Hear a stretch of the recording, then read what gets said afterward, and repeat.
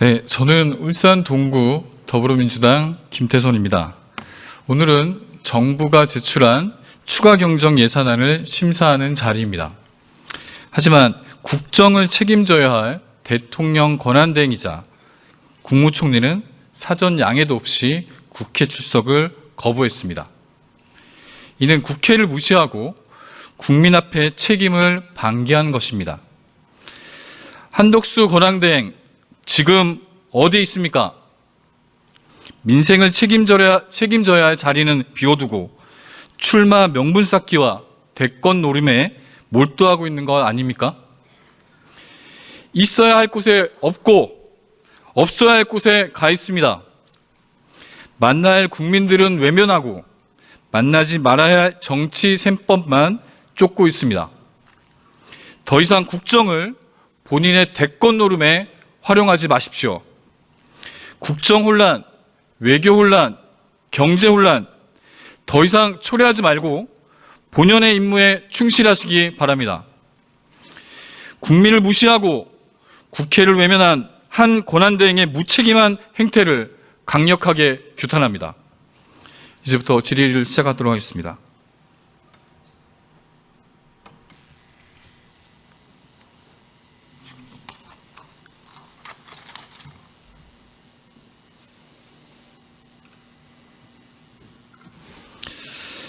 네, 부총리님께 질의를 좀 드리겠습니다. 네.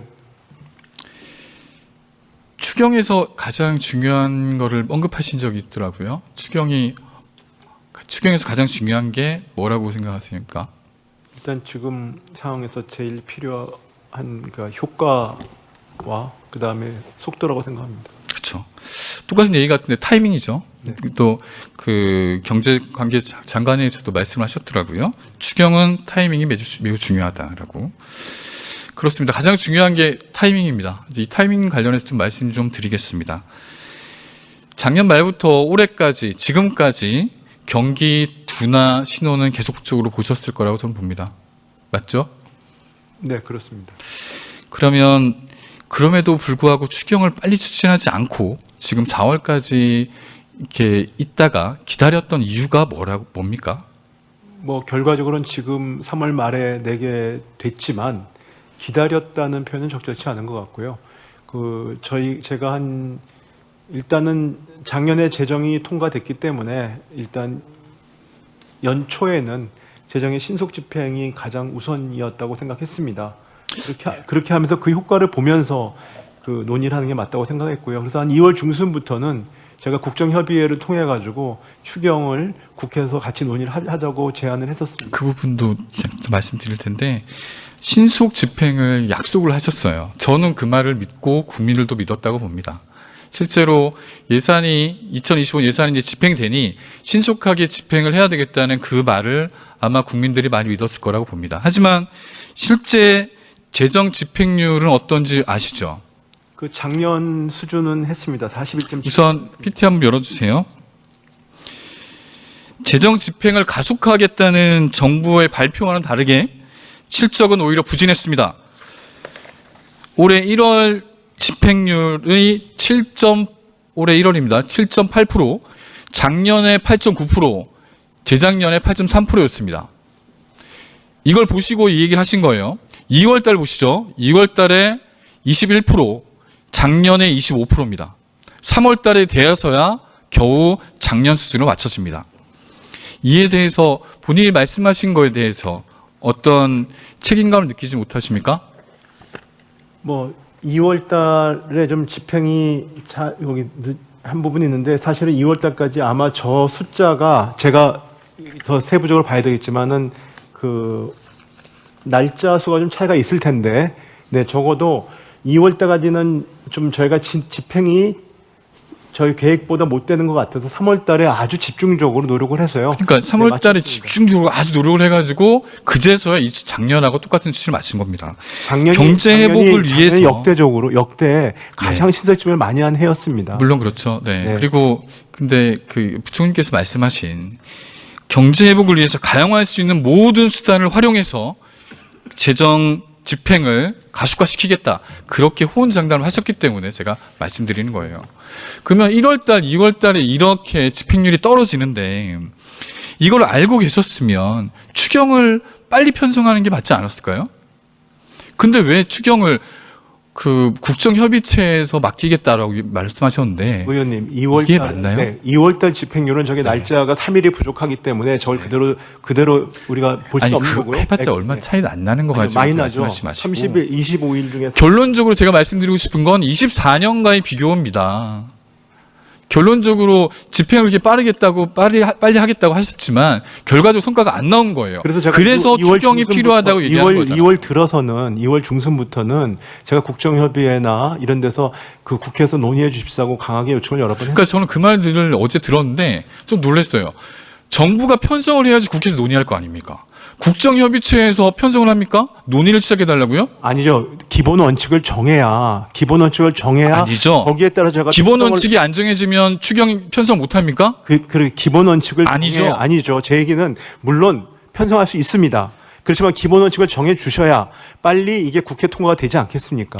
그거는 부총리께서 어쩌면 오히려 그 2025년 1사분기 때, 1분기 때 추경을 안 하려는 의도 아니었습니까? 이게 왜 그러냐면 더불어민주당이 야당이 추경을 해야 된다 해서 반대한 거 아닌가라는 그런 생각이 들어서 그렇습니다. 아마 의원님은 뭐 그렇게 말씀을 하실 수 있는데 쭉 그동안에 했던 발언을 보시면은 제가 제일 적극적으로 얘기를 했습니다. 적극적으로 하셨으면 편성을 하셨어야죠. 아니, 원칙을 갖고 편성을 해야 되는데 일단은 뭐 국회에 두 당에서 저희가 원칙에 대해서 그 국정협의회에서 원칙을 협의를 해야 그 원칙에 따라서 저희가 편성하는 게 더 효과적이지 않겠습니까? 저는 물론 효과를 따지자면 그게 맞죠. 하지만 정부가 그 책임을 저는 방기했다고 보는 거예요. 그럼에도 불구하고 부총리께서는 이 잘못이 현 정부의 추경 편성 안 한 것에 대한 잘못이 없다고 지금 국회 탓으로 돌리시는 잘못이 겁니까? 없다고 또는 국회 탓으로 국정협의체에서 돌리는 게 협의를 아니고, 안 했기 때문에 예산 편성을 못했다라고 아니, 꼭 말씀하시는 그 게 얘기한 건 아닙니다, 의원님. 나는 잘못 없고 국회에서 왜 협의를 안 했냐라는 말씀으로 들려서 말씀드리는 뭐 그렇다면은, 거예요. 네, 저도 그 노력을 했지만 결과적으로 이렇게 됐다 이런 말씀을 드리는 겁니다. 참 유감스럽게도 더불어민주당 야당에서 추경을 주장했기 때문에 안 한 거 아닌가라는 강한 의구심을 갖고 있습니다. 물론 그게 아니라고 말씀하시겠지만 저희로서는 그렇게 받아들일 수밖에 없다는 점 말씀드리고요. 어쩌면 이와 더불어서 부총리께서의 그런 독단과 아집 때문에 국민 경제가 이렇게 망가지고 있는데 추경 편성이 이렇게 늦어진 거 아닌가, 타이밍을 이렇게 놓친 거 아닌가, 골든 타임을 놓친 거 아닌가라는 생각이 듭니다.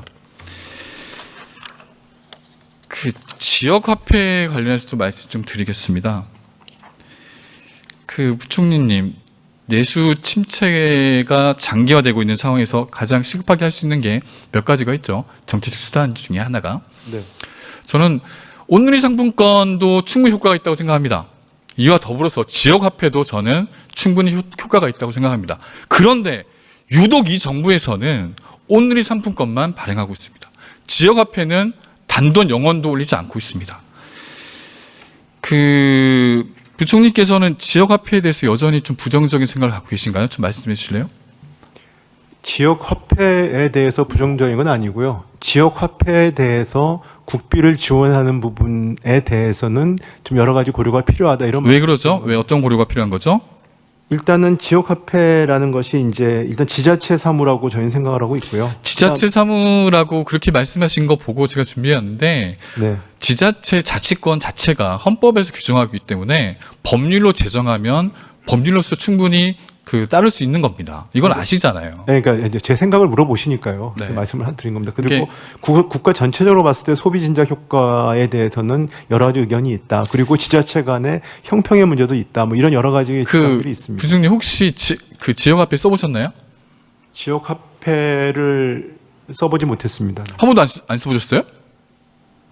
네, 써보진 않았습니다. 아니 지지난 정부에서도 지역 화폐 쓰라고 국가적으로 장려를 했는데 그때 아마 공무원들은 다 받은 걸로 알고 있는데 지역 화폐로 전 별로 기억이 없죠. 지난 정부에는 민간이 있었는데요. 저 개인적으로 아마 집에서 썼겠죠. 근데 저는 국가에서 그렇게 장려를 했는데도 네, 안 저 했습니까? 집에서 썼을 텐데 제가 직접 그러면 부총리께서는 지역화폐를 안 써보셔서 그런 겁니다. 예를 들면 제가 울산에 있을 때 울산페이라는 게 있습니다. 울산페이를 쓰게 되면 할인 혜택을 받아요. 그때 10%였습니다. 점점 예산이 깎여가지고 5% 되고 나중에는 2%까지 줄었습니다. 5%까지 줄었습니다. 그때 보면 할인 혜택을 받기 때문에 제 실질 소득이 높아집니다. 그러면 그 추가로 소비할 수 있는 여력이 생겨요. 이게 뭐냐면 할인 혜택이 생기기 때문에 자연스럽게 소비 증가로 연결이 됩니다. 그런 심리는 혹시 이게 제 개인적 심리가 아니고 서울연구원에서 발표한 실질적인 근거를 가지고 말씀드리는 거예요. 혹시 여기 이 자리에 계신 분들 지역 화폐를 써보신 분이 계셨겠지만 그런 게 덤으로 들어왔을 때 소비가 촉진된다는 결과가 실증적으로 나옵니다. 그러면 온누리 상품권을 써보셨습니까? 네, 오늘 상품 써봤습니다. 예를 들어서 온누리 상품권은 전통시장에서만 쓸 수 있잖아요. 네, 그렇습니다. 근데 그 치킨을 먹으러 간다고 했을 때 온누리 상품권과 지역화폐가 있으면 시장 쪽에 있는 치킨집은 온누리 상품권도 쓸 수 있습니다. 하지만 시장 밖에 있는 전통시장이 아닌 곳은 치킨집은 지역화폐밖에 못 써요. 지역 경제가 활성화되기 위해서는 온누리 상품권이 분명히 전통시장 활성화라는 측면에서 장점으로 활용이 됩니다. 반면에 지역 경제 선순환 구조, 내수의 선순환 구조를 가지려면 지역화폐가 충분한 기능을 합니다. 이거 어떻게 생각하세요? 그거 한 말씀 드리겠습니다. 네. 말씀하신 대로 온누리 상품권이든 지역 상품권이든 할인 혜택을 주면 할인 정도는 저한테 소득이 증가, 구매력을 올려줍니다. 그러니까 소비를 촉진할 수 있는 가능성은 그 양쪽에 있는 것인데 효과를 우리가 놓고 봤을 때 온누리 상품권 같은 경우에는 전통시장을 에만 쓸 수 있잖아요. 네. 그러니까 목적 자체가 전통시장이나 영세 소상공인들을 지원하겠다 그러면 온누리 상품이 맞는 것이고, 그 다음에 그 지역에 말씀하신 대로 그 지역에 고루고루 활성화를 하겠다면 지역화폐가 맞는데 문제가 뭐냐 하면은 그 그러니까 지역의 지자체장이나 지역에 계신 의원님들은 그 지역 자체의 어떤 활성화되는 것처럼 보이시겠지만 그걸 모든 지역이 쓴다든지 지역 중에서 만약에 조금 더 재정 자립도가 있는 데서 지역 그러니까 지금 쓴다면 부총님 잘 모르고 계신 거예요. 그렇다면 이게 전체적으로 우리가 국가 국비 지원이 확대된 효과가 크지 않아요. 제가 그럼 여쭤볼게요. 이거 행안부 내부 지침으로 일반 자치단체, 인구 감소 지역, 보통교섭 불교부 단체 이게 3개로 나눠지는데 어떻게 지불하는지 아세요? 국비가 얼마큼 지원되는지 아십니까? 다 나눠져 있어요. 이미 네. 이 방금 말씀하신 게 지역 간의 불균등을 말씀하시는데 전혀 이미 행안부에서 내부 지침으로 만들어져 있는 부분을 말씀하신 거예요. 이미 행안부가 잘하고 있습니다. 행안부에서 이렇게 차등은 주고 있지만 원칙적으로 그렇다는 말씀을 드립니다. 그러니까 원칙적으로 지금 방금 말씀하신 게 지역 간 불균등을 말씀하셔서 제가 말씀드린 거고요. 네네. 그런데도 지역화폐의 효능이나 효과에 대해서 알고 계시면서 그런데 왜 이거는 빵원입니까? 그러니까 제 얘기는 지자체에서 그 지역에서 지역을 활성화하려면 지역 사랑 상품권을 갖다가 발행하신 게 맞단 말씀입니다. 근데 아니, 국가 저는 전체적으로 봤을 때 이게 소비 진짜 또 효과가 계속 같은 있는지에 얘기인데 대해서, 네. 온누리 상품권도 그렇고 지역화폐도 그렇고 지역 경제를 살리고 내수 경제를 살리고 그 소상공인들한테 혜택을 주기 위해서는 두 개 다 필요한 겁니다. 이거는 상호 대체제가 아닙니다. 상호 보완제입니다. 저는 그렇게 생각하셔야 된다고 그러니까 봐요. 온누리 상품권은 지역 관계없이 전국적으로 전통시장을 지원하는 거니까 가맹점에 그렇게 얼마 없잖아요. 실제로 그래서 내수 경기가 돌지도 않는다고요.